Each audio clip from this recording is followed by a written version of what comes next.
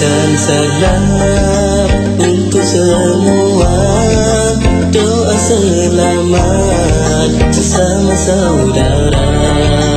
Kautan hati dengan ikatan iman, rahmat Allah semoga berjaya. Tanamkan rasa bersama, satu matlamat hidup di dunia. Hadapi onak durinya sepanjang jalan, tabahkan hati menuju bahagia. Lumrah kehidupan penuh pancaroba, manusia perlukan suluh cahaya.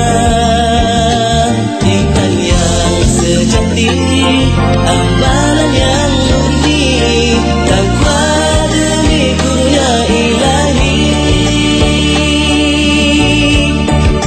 Kita suburkan rasa persaudaraan, bersama dinarungi hidup di dunia ini. Bersatu dalam rahmat, harmoni masyarakat,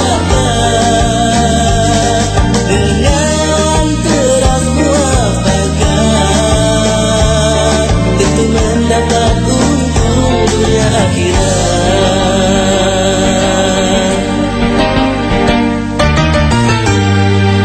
Bingkisan salam untuk semua, doa selamat sesama saudara.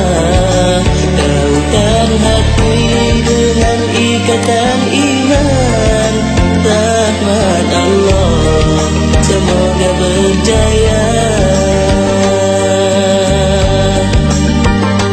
Tanamkan rasa bersama, satu matlamat hidup di dunia.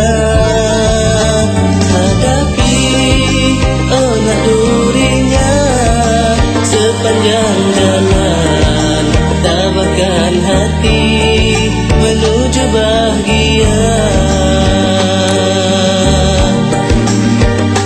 Lumrah kehidupan penuh pancaroba, manusia perlukan suluh cahaya. Iman yang sejati, amalan yang murni, takwa demi kurnia ilahi.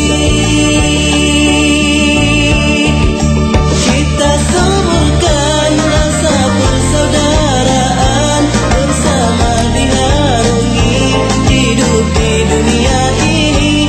Bersatu dalam rahmat, harmoni masyarakat, dengan teras muafakat, tentu mendapat untung dunia akhirat. Ucapan salam untuk semua, moga selamat teman dan saudara.